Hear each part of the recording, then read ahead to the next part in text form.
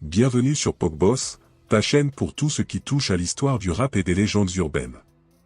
Aujourd'hui, nous plongeons dans l'un des mystères les plus troublants du monde du hip-hop, la mort tragique de Tupac Shakur. Qui était Tupac vraiment?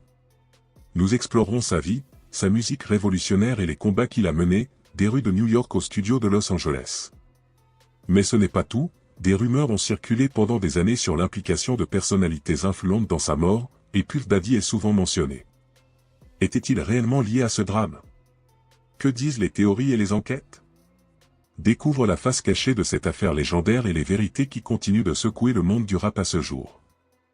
Abonne-toi à PocBoss pour ne rien manquer sur cette enquête captivante. Tupac Amaru Shakur est né le 16 juin 1971 à East Harlem, dans l'arrondissement de Manhattan à New York 21. Il est nommé ainsi d'après Tupac Amaru II, un révolutionnaire péruvien qui a mené un soulèvement indigène contre l'Espagne et a ensuite été exécuté. Sa mère Afeni Shakur et son père Billy Garland sont des membres actifs du Black Panther Party à New York dans les années 1960 et début des années 197-1023.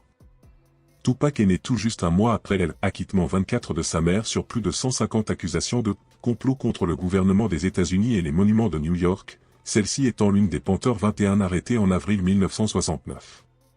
Bien que non confirmé par la famille Shakur, plusieurs sources, y compris le rapport du médecin légiste officiel, lui prêtent comme alias, le San Parish Crook, 25,26. Ce nom aurait été inscrit sur l'acte de naissance du fait qu'Afeni craignait des attaques contre son fils, elle a ainsi choisi de déguiser sa véritable identité en utilisant un nom de famille différent. Elle a donc changé de patronyme plus tard, après sa séparation avec Garland et son mariage avec Mutulu Shakur 27. Dès son plus jeune âge, la lutte et l'incarcération rythment la vie de Tupac. Son parrain, Elmé Geronimo Pratt, un membre important des Black Panthers, est reconnu coupable du meurtre d'un enseignant lors d'un vol en 1968, mais sa peine est par la suite annulée. Son beau-père, Mutulu Shakur, figure pendant 4 ans sur la liste des 10 fugitifs les plus recherchés par le FBI à partir de 1982, alors que Tupac est encore préadolescent. Mutulu est alors soupçonné d'avoir aidé sa sœur Assata Shakur à s'échapper d'une prison dans le New Jersey, où elle est incarcérée pour avoir abattu un policier d'État en 1973. Mutulu est capturé en 1986 et emprisonné pour le braquage en 1981 d'un fourgon de la Brinkess, effectué par la Black Liberation Army et la Mai 19th Communist Organisation, au cours duquel 2 policiers et un garde sont tués 28. Tupac a une demi-sœur, Sekiwa, de 2 ans sa cadette, et un demi-frère plus âgé, Moprem Komani Shakur, qui a participé à plusieurs de ses enregistrements. À l'âge de 12 ans, Tupac s'inscrit au groupe de théâtre 127th Street Repertory Ensemble de Harlem et est choisi pour interpréter le rôle de Travis, enfant dans la pièce A Raisin in the Sun, qui se joue au célèbre Apollo Théâtre. En 1986, la famille déménage à Baltimore dans le Maryland 29. Après avoir terminé sa 2e année à la Paul Laurence Dunbar High School, Tupac est muté à la Baltimore School for the Arts, où il étudie le bien qu'il n'ait pas de vêtements à la mode. Tupac est l'un des enfants les plus populaires de son école en raison de son sens de l'humour, d'excellentes compétences en rap et de sa facilité à se lier avec toutes les foules 31. Il développe une étroite amitié avec la jeune Jada Pinkett, la future fan de Will Smith, amitié qui durera jusqu'à sa mort. Dans le documentaire Tupac, Résurrection, Tupac Shakur déclare « Jada est mon cœur. Elle sera mon amie pour toute ma vie. » Pinkett, de son côté, déclare qu'il est l'un de mes meilleurs amis. Il était comme un frère. C'était au-delà de l'amitié pour nous.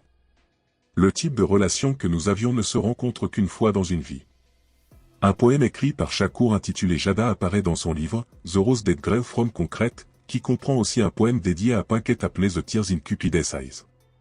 Pendant sa période à l'école des arts, Shakur est membre de la branche jeunesse du Parti communiste des États-Unis d'Amérique et entretient une relation amoureuse avec la fille du directeur du parti pour la ville de Baltimore Théâtre, la poésie, le jazz et le ballet.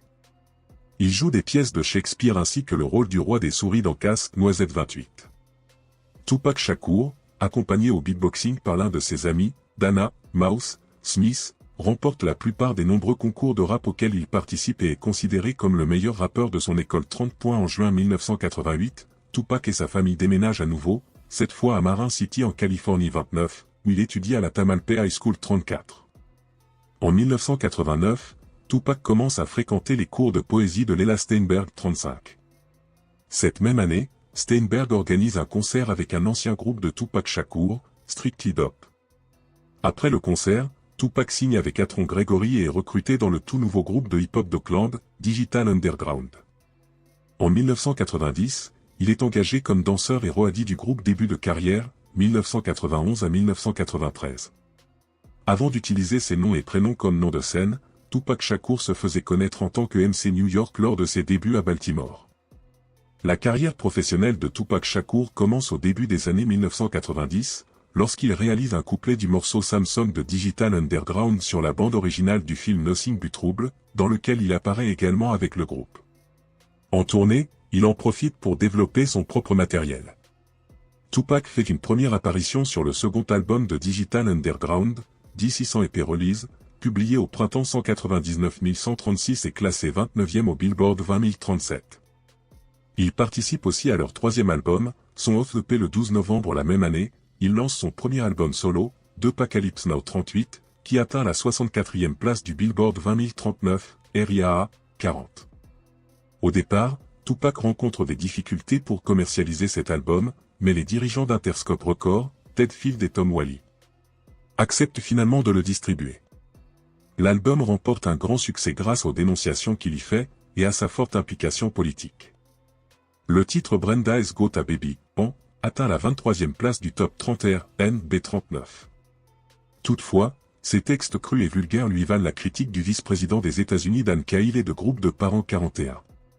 De plus, Apocalypse Now ne fait pas aussi bien dans les classements que ses successeurs, aucun de ses titres n'atteignant les 10 premières places. Son deuxième album, Strictly 4 Miami GGAZ, est publié le 16 février 199 342. L'album atteint la 24e place du Billboard 20 043, et est certifié disque de platine par la RIAA 44.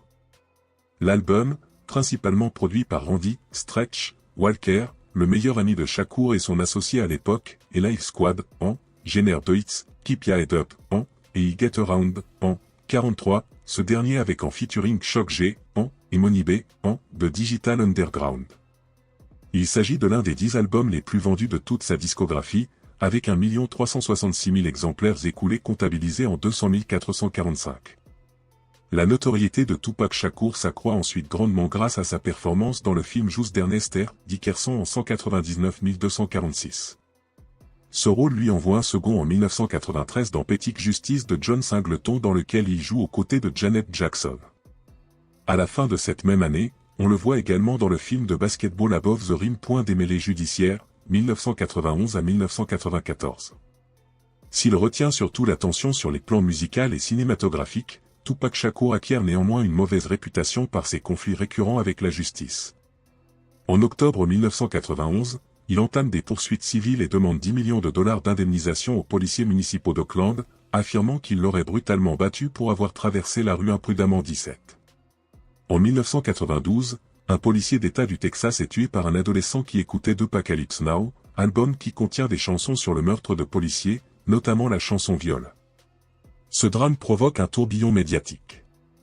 Dan Cahill, vice-président des États-Unis à l'époque, exige que l'album soit retiré des magasins de musique et des médias à travers le pays, ce que le label Interscope refuse. 17. Tupac Shakur réplique que son premier album expose les problèmes auxquels sont confrontés les jeunes Afro-Américains, mais il est critiqué pour son langage explicite et ses images de violence à l'encontre de l'application des lois.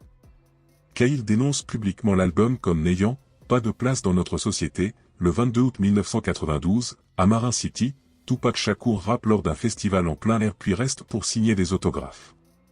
Après environ une heure de dédicace, des remarques négatives que Tupac Shakur avait faites à propos de Marin City ressurgissent et le ton monte. Tupac sort alors de sa poche un 9 mm court, mais il laisse tomber l'arme.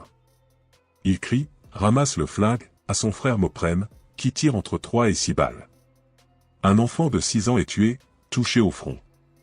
Son nom est Q.I.D. Walker Till, il roulait à vélo dans une cour d'école à une centaine de mètres de la scène. Tupac et Moprem abandonnent leur voiture et sont arrêtés par une foule en colère, en face d'un poste de police. Les policiers viennent à leur secours et placent en garde à vue les deux frères, qui seront finalement libérés sans inculpation. En 1995, un procès civil est intenté par la mère de Q.I.D. L'avocat de Shakur déclare que le festival a mal tourné et Tupac est attristé par la mort du garçon. la maison de disques de Tupac Shakur règle la poursuite judiciaire pour un montant évalué entre 300 000 et 500 000 $. 48 points en octobre 1993, à Atlanta, deux frères et policiers hors service, Mark et Scott Whitwell, célèbrent avec leurs épouses le succès de Madame Whitwell à l'examen du barreau de l'État. Tandis qu'ils traversent la rue, une voiture, dans laquelle Tupac se trouve, les frôle. Les Whitwell ont une altercation avec le conducteur, Tupac Shakur et les autres passagers, qui sont ensuite rejoints par une deuxième voiture. Tupac Shakur tire sur un agent dans les fesses, et sur l'autre à la jambe, le dos ou l'abdomen, selon les sources. Personne d'autre n'est blessé. Mark Whitwell est accusé d'avoir tiré sur la voiture de Tupac Shakur et d'avoir ensuite menti à la police pendant l'enquête. Tupac Shakur, pour sa part, est accusé d'avoir tiré sur l'agent. Les procureurs finiront par abandonner toutes les accusations portées contre les parties. 49,50 points en octobre 1993, à Atlanta, deux frères et policiers hors service, Mark et Scott Whitwell, célèbrent avec leurs épouses le succès de Madame Whitwell à l'examen du barreau de l'État. Tandis qu'ils traversent la rue, une voiture, dans laquelle Tupac se trouve, les frôle. Les Whitwell ont une altercation avec le conducteur, Tupac Shakur et les autres passagers, qui sont ensuite rejoints par une deuxième voiture. Tupac Shakur tire sur un agent dans les fesses, et sur l'autre à la jambe, le dos ou l'abdomen, selon les sources. Personne d'autre n'est blessé. Mark Whitwell est accusé d'avoir tiré sur la voiture de Tupac Shakur et d'avoir ensuite menti à la police pendant l'enquête. Tupac Shakur, pour sa part, est accusé d'avoir tiré sur l'agent. Les procureurs finiront par abandonner toutes les accusations portées contre les parties. 49,50 points en octobre 1993, à Atlanta, deux frères et policiers hors service, Mark et Scott Whitwell, célèbrent avec leurs épouses le succès de Madame Whitwell à l'examen du barreau de l'État. Tandis qu'ils traversent la rue, une voiture, dans laquelle Tupac se trouve, les frôle. Les Whitwell ont une altercation avec le conducteur, Tupac Shakur et les autres passagers, qui sont ensuite rejoints par une deuxième voiture. Tupac Shakur tire sur un agent dans les fesses, et sur l'autre à la jambe, le dos ou l'abdomen, selon les sources. Personne d'autre n'est blessé. Mark Whitwell est accusé d'avoir tiré sur la voiture de Tupac Shakur et d'avoir ensuite menti à la police pendant l'enquête. Tupac Shakur, pour sa part, est accusé d'avoir tiré sur l'agent. Les procureurs finiront par abandonner toutes les accusations portées contre les parties. 49,50 points en novembre 1993, une fan porte plainte contre Tupac Shakur et d'autres personnes pour agression sexuelle, le rappeur l'aurait violée dans une chambre d'hôtel puis encouragé ses amis à abuser d'elle. Tupac Shakur réfute totalement les accusations. Selon lui, il aurait eu des relations consenties avec la jeune femme durant les jours précédents, d'abord une fellation dans une discothèque, puis des relations sexuelles dans la chambre d'hôtel du rappeur. Les accusations portent sur le jour où la femme est revenue dans la chambre, où elle prétend que Shakur et son entourage l'auraient soumise à un gangbang. Elle lui aurait dit en partant, « Pourquoi les as-tu laissés me faire ça ?» 51,52 en réponse aux accusations et menaces de poursuites judiciaires, Tupac Shakur déclare qu'il se serait endormi peu après son arrivée et plus tard réveillé. À l'issue du procès, Tupac Shakur est reconnu coupable d'abus sexuels et condamné à 1 an et demi d'emprisonnement. Le juge décrit le crime comme « un acte de violence brutale contre une femme sans défense » 53,54,55. Le 28 novembre 1994, Tupac déclare à la sortie du tribunal après avoir entendu les accusations et les plaidoiries, « Ceci, le procès, est par rapport à mon image. Les médias m'ont construit et me détruisent aujourd'hui sur la même image qu'ils ont diffusée. » En 1994, Tupac est reconnu coupable d'avoir attaqué l'un des producteurs du film Menace de Society, Allen Hughes, lors du tournage d'un clip 57. Il est condamné à 15 jours de prison, des journées de travaux avec une entreprise de génie civil, des travaux d'intérêt général et une amende de $2000. Tug Life, 1993. À la fin de l'année 1993, Tupac Shakur forme le groupe Tug Life avec un certain nombre de ses amis, dont Big Sick, Makadoshi et Rateder, et son demi-frère Mopreme. Le groupe publie son unique album enregistré Tug Life, volume 1 le 26 septembre 199 458, classé 42e du Billboard 20 059, et certifié disque d'or par la RIAA. L'album contient le single Pour Out a Little Liquor 58, produit par Johnny J. An, qui produira plus tard une grande partie de l'album de Tupac Olayé en me. Le groupe effectue généralement ses concerts sans Tupac 60. À l'époque, la notion de Tug Life est considérée comme une philosophie de vie par Tupac, qui utilise l'expression pour définir le style de vie qu'il a vécu. Il tourne Thug Life, littéralement, vie de voyou, en un acronyme, qu'il baptise The Hate You Give Little Enfant Fuck Everybody, la haine que vous transmettez aux enfants se retourne contre nous tous.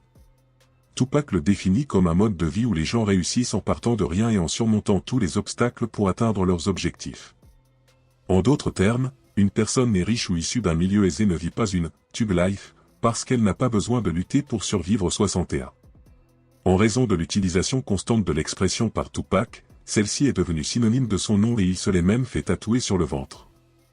Contrairement à ce que peut laisser croire une traduction littérale, l'acronyme n'a rien à voir avec le fait d'être un gangster ou un criminel puisqu'il dénonce toutes les idéologies socialement oppressives enseignées durant l'enfance, qui peuvent nous affecter négativement une fois adultes. Tupac dit par ailleurs, « Je ne suis pas un gangster et ne l'ai jamais été. Je ne suis pas le voleur qui s'empare de votre sac à main. Je ne suis pas le gars qui fait du carjacking. J'ai un emploi. Je suis un artiste, agression à New York, 1994. » Dans la nuit du 30 novembre 1994, à la veille de l'annonce du verdict de son procès pour abus sexuels, Tupac et 3 hommes de son entourage, dont son manager Freddie Moore et le rappeur et producteur, Stretch, Walker, entrent dans le hall des Quat Recording Studios à Manhattan. 2 hommes armés, en treillis, commencent à les suivre et, avant qu'ils n'arrivent aux ascenseurs, sortent leurs armes à feu et braquent le groupe de Tupac.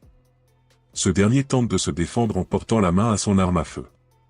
Dans la lutte, Tupac Shakur reçoit 5 balles, dont 2 à la tête, 2 dans l'aine et une à travers le bras et la cuisse, tandis que son manager est touché une fois 63. Les agresseurs partent alors avec $40 000 de bijoux. Tupac survit à l'assaut, essentiellement car ses blessures ne touchaient pas de points vitaux, y compris les balles ayant atteint le rappeur à la tête, qui n'ont pas pénétré la voûte crânienne 6,4,65. Tupac est pris en charge par les médecins de l'hôpital Bellevue où il est admis immédiatement après l'incident. Il sort de l'hôpital, malgré les réticences du personnel médical, 3 heures après l'opération chirurgicale. Tupac accusera Sean Combs 66, alias Puff Daddy, André Harrell et The Notorious B.I.G., sur lesquels il est tombé nez à nez juste après l'agression. Tupac décrira la scène comme très étrange, rapportant que personne parmi eux n'a bougé le petit doigt pour l'aider et qu'ils le regardaient fixement comme s'ils étaient étonnés qu'il soit encore en vie. Tupac Shakur soupçonne également son ami et associé, Randy « Stretch » Walker, d'être impliqué dans la tentative de meurtre. Le lendemain, Tupac Shakur assiste au verdict de son procès en fauteuil roulant, où il est reconnu coupable de 3 chefs d'accusation dont celui d'attentat à la pudeur, et innocent de 6 autres. Le 6 février 1995, il est condamné à 1 an et demi et 4 ans et demi de prison 67. Un an plus tard, le 30 novembre 1995, Stretch est assassiné de plusieurs balles dans le dos au volant de sa mini-fourgonnette par 3 hommes faisant feu depuis le côté de son véhicule à Queens Village. Sa camionnette percute alors un arbre et heurte un véhicule stationné avant de se retourner 68. Le 27 mars 2008, le Los Angeles Times publie des excuses à Sean Puffy Combs pour l'avoir accusé d'avoir joué un rôle dans l'agression de novembre 1994. L'article indiquait que Tupac Shakur a été amené au studio par les associés de Biggie pour l'abattre et ainsi favoriser Biggie. Le journal s'est fondé sur de faux documents et le site web The Smoking Gun a démontré leur contradiction 69. Le 15 juin 2011, Dexter Isaac, un meurtrier déjà incarcéré, publie un communiqué où il explique avoir été engagé par le grand dirigeant de l'industrie du divertissement James Rosemont. En 1994, James Rosemont m'a engagé pour cambrioler Tupac Shakur au Quad Studio. Il m'a donné $2500 et permis de garder tous les bijoux que je trouverais, à l'exception d'une bague qu'il voulait pour lui. C'était la plus grosse de 2 bagues à diamants qu'on a volées. Il disait qu'il voulait mettre le diamant sur un nouvel anneau pour sa petite amie de l'époque, Cynthia Reed. J'ai encore comme preuve une chaîne qu'on a prise ce soir, la 70. Emprisonnement, 1995. Le 14 février 1995, Tupac Shakur commence à purger sa peine à la prison de Dannemora. En mars, il sort son premier album multiplatine Metre Against the World, qui contient le single Dear Mama en hommage à sa mère. Le disque devient directement numéro 1 au Billboard 200 et le reste pendant 5 semaines, faisant de Tupac l'unique artiste à décrocher une première position tout en purgeant une peine d'emprisonnement. L'album se vend à 240 000 exemplaires la première semaine, établissant un record de vente la première semaine pour un rappeur solo à l'époque 71. Alors qu'il purge sa peine, il épouse sa petite amie de longue date, Keisha Morris, le 4 avril 1995. Le couple divorcera en 199 672. En prison, Shakur lit des livres de Nicolas Machiavel, dont Le Prince, L'art de la guerre de Sun Tzu et d'autres ouvrages de stratégie et philosophie politique 73. Pendant son incarcération, Tupac écrit également un scénario intitulé Life de Tell, l'histoire d'un adolescent qui devient un baron de la drogue 74. En octobre 1995, l'affaire est révisée en appel, mais en raison de tous ses frais juridiques Tupac ne peut réunir le montant demandé pour la caution. Après avoir purgé 11 mois de sa peine 75, Tupac Shakur sort de prison grâce en grande partie à l'aide et l'influence de Suge Knight, le directeur de Death Row, qui paie une caution de 1,4 million de dollars, attendant en retour que Tupac signe et enregistre 3 albums avec son label Death Row Records, 1996. À sa sortie de prison, Tupac Shakur retourne immédiatement en studio, où il forme un nouveau groupe baptisé Outlaw Immortals. Tupac Shakur commence à enregistrer son premier album avec Death Row et sort le single California Love peu de temps après.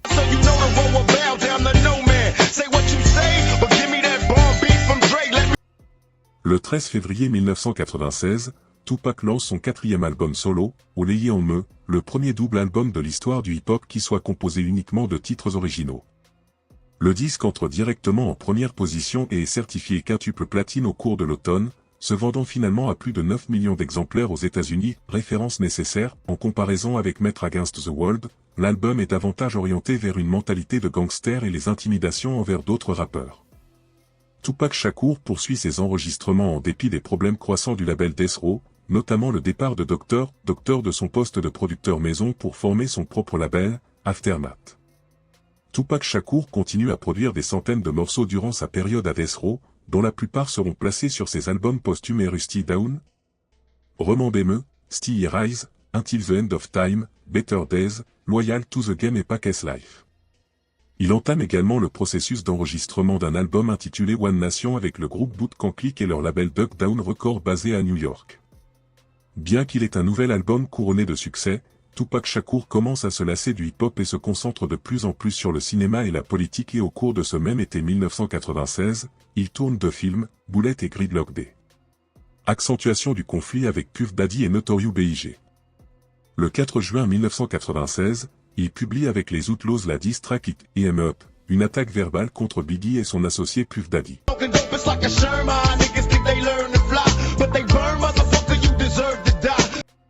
Dans la chanson, Tupac Shakur prétend avoir eu des rapports sexuels avec Faith Evans, You Claim to be a player but fucked your wife, 80, la femme de Biggie à l'époque, et remet en cause la street credibility des membres de Bad Boy Records.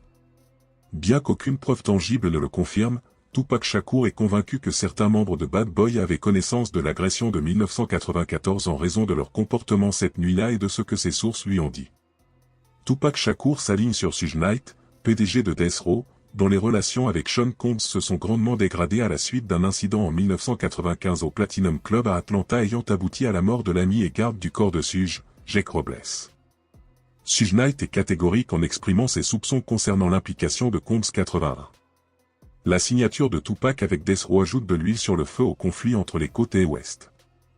Les deux parties resteront des ennemis acharnés jusqu'à la mort de Tupac Shakur.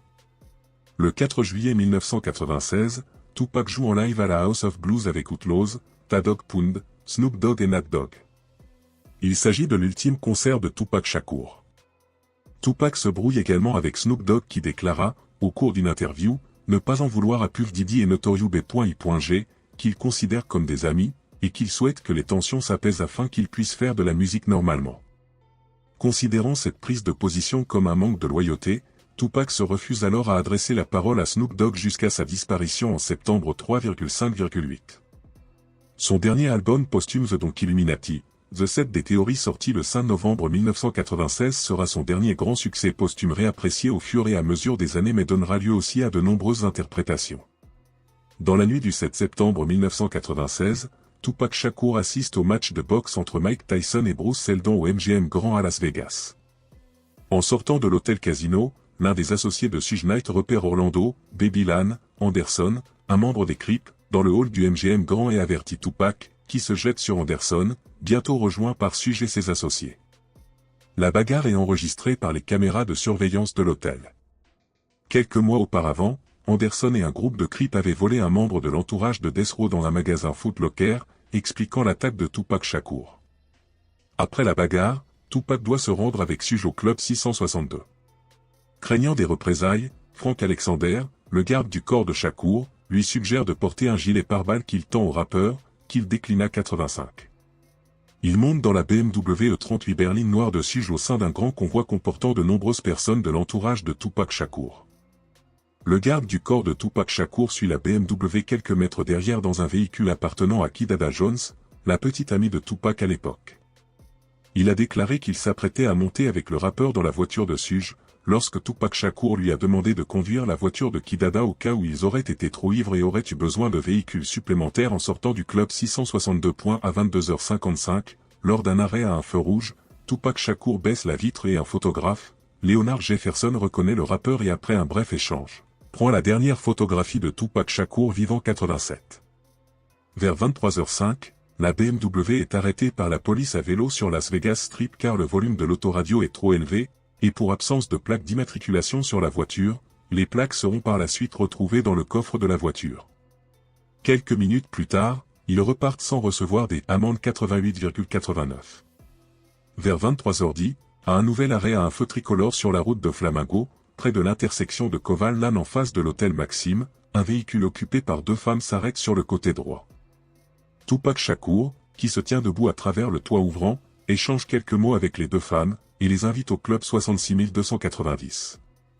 À 23h14, une Cadillac Fleetwood blanche s'approche du côté passager de la BMW, les passagers baissent l'une des fenêtres et tirent une rafale de 14 coups de feu à moins de 4 mètres de distance 91. Alors qu'ils tentent de se protéger en essayant de passer sur les sièges arrière du véhicule, Tupac est touché à 4 reprises, dont 2 blessures mortelles à la poitrine et l'abdomen, une balle qui lui perfore le bassin et la main droite, et la cuisse 92,93,88. L'une des balles a ricoché dans le poumon droit 94. Suge est légèrement blessé à la tête par des fragments de balles et des éclats de verre, même si on estime qu'une balle l'a effleuré 95. Selon Suge, une balle de la fusillade s'est logée dans son crâne, mais les rapports médicaux ultérieurs contrediront cette déclaration 96,97. Ni l'arme à feu ni les occupants du véhicule ne seront retrouvés et formellement identifiés comme auteurs de l'assaut. Des douilles seront prélevées sur place et révéleront que les coups de feu provenaient d'un Glock 22 calibre. Smith & Wesson, arme de prédilection des gangs en activité de Los Angeles. Peu de temps après l'agression, le garde du corps a rapporté dans son documentaire, Before He Wake, que l'une des voitures du convoi a suivi la Cadillac après l'assaut sans réussir à l'intercepter. Immédiatement après les coups de feu, Suge démarre le véhicule et fait demi-tour en direction de East Flamingo. La voiture monte sur le trottoir en contresens de la circulation avant de s'immobiliser au bord de la route. Le sergent Chris Carroll est le premier policier sur les lieux. Il tient en joue Suge Knight, hystérique et en état de choc, ainsi que son entourage, dont le garde du corps de Tupac, qui s'approchait de la BMW pour venir en aide au rappeur, devant des riverains interpellés par l'animation autour du véhicule. L'entourage est sommé de se mettre au sol 99. Le sergent Carroll inspecte la BMW et recueille le corps inerte de Tupac après avoir débloqué le mécanisme de verrouillage de la portière du côté passager, endommagé par les impacts de balles. Shakur agonise et gémit de douleur, il lutte en gardant son attention portée à son entourage malgré les sollicitations du sergent Carroll 101. Le policier s'adresse à plusieurs reprises au rappeur en lui demandant « Qui vous a tiré dessus ?» 102. Après plusieurs tentatives désespérées pour parler, Shakur fixe l'agent et lui adresse une insulte avant qu'il ne perde connaissance au bout de quelques instants. La police et les ambulanciers emmènent Suge et Tupac à l'University Medical Center. À son arrivée à l'hôpital, le rappeur est transporté en soins intensifs où il est intubé et ventilé artificiellement. Tupac a perdu beaucoup de sang et la pression artérielle de ce dernier ne cesse de décliner. Il souffre d'hypotension et est traité avec des fluides et des transfusions de sang par voie intraveineuse, avant son introduction au bloc opératoire 90.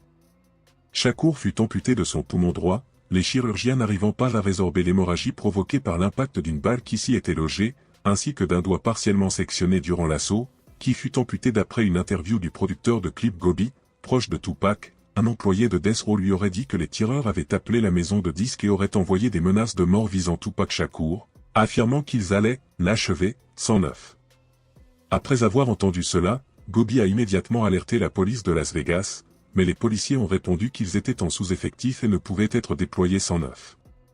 Au cours de son hospitalisation, Tupac Shakur, maintenu sous sédatif, respire à l'aide d'un masque et d'un respirateur artificiel en réanimation de l'avis général.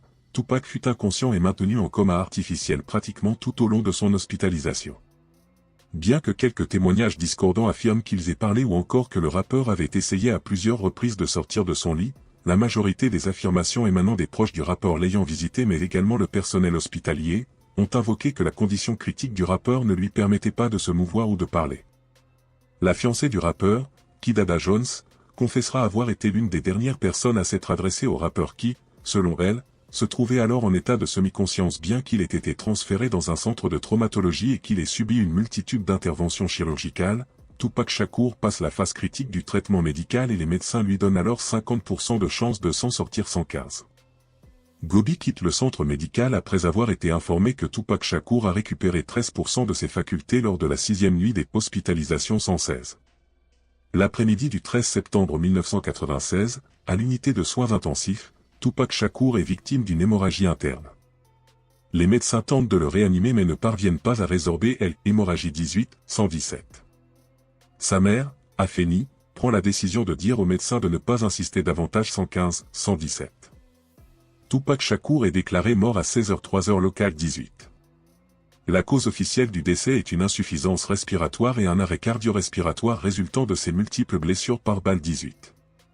Le corps de Tupac Shakur est incinéré le lendemain 118, après avoir été autopsié, et une partie de ses cendres aurait par la suite été mélangée avec du cannabis pour être fumée par les membres des Outlaws 119, ce que dément sa famille controverse autour de sa mort.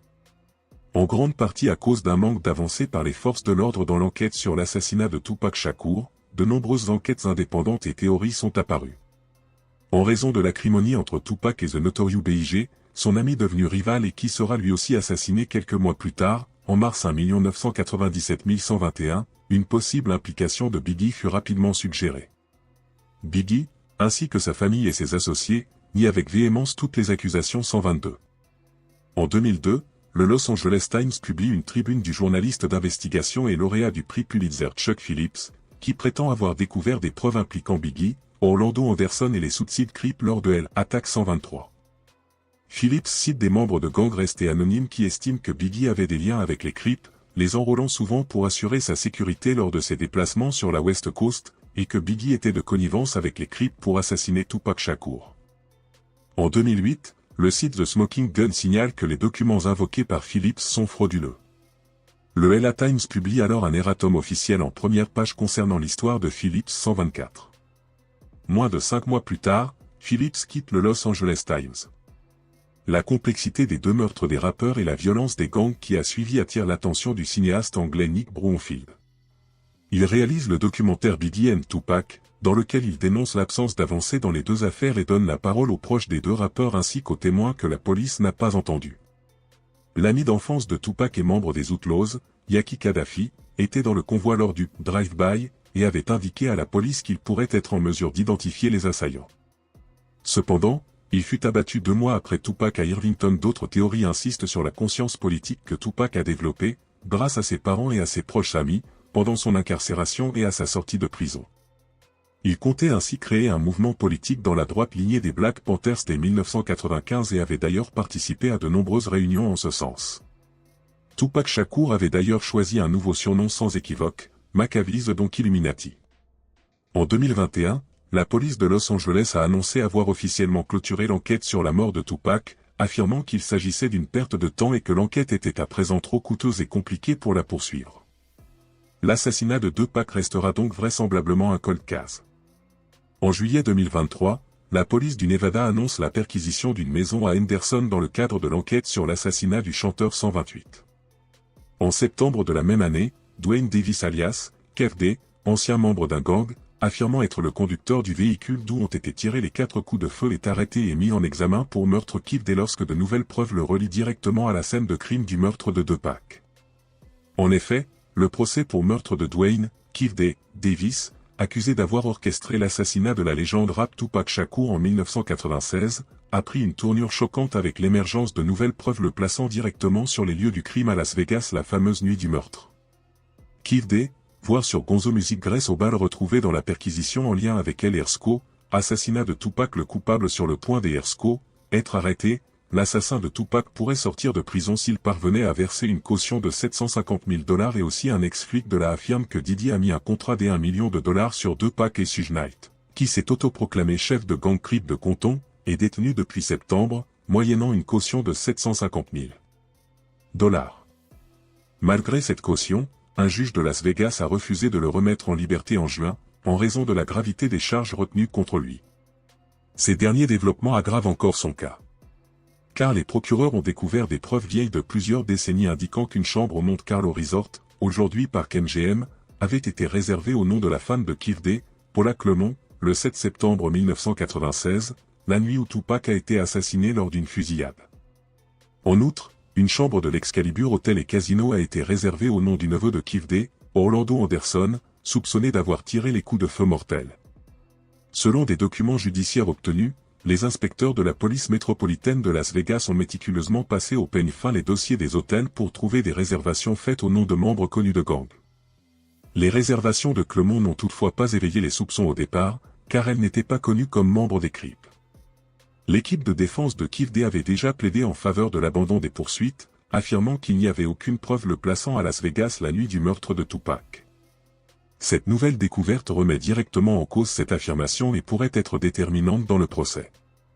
Une source juridique a révélé que les procureurs examinent à présent tous les documents et toutes les images de surveillance de l'hôtel Monte Carlo afin d'établir un lien plus concret. La source a indiqué que les enquêteurs ont réexaminé les dossiers d'homicide originaux et ont mené de nouveaux entretiens avec toutes les personnes citées dans ces dossiers. Ces efforts ont conduit à de nouvelles pistes et à l'identification de témoins potentiels qui ne s'étaient jamais manifestés auparavant. Des interrogatoires sont en cours avec plusieurs personnes ayant des liens avec Keef et son gang.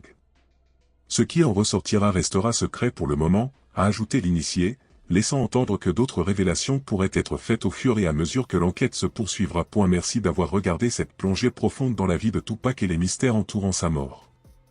La légende de Tupac continue de vivre, non seulement à travers sa musique, mais aussi à travers les questions sans réponse qui hantent encore le monde du hip-hop. Les théories sur l'implication de Puff Diddy et d'autres figures influentes laissent beaucoup de zones d'ombre, mais une chose est claire, Tupac restera à jamais une icône, marquant l'histoire bien au-delà de sa disparition. Que penses-tu de tout ça? Dis-nous dans les commentaires si tu crois que la vérité finira par éclater. Et si tu veux d'autres vidéos qui décortiquent les plus grandes énigmes du rap, abonne-toi à PocBoss et active la cloche pour ne rien manquer. À très bientôt pour d'autres révélations et analyses. La légende continue sur PocBoss.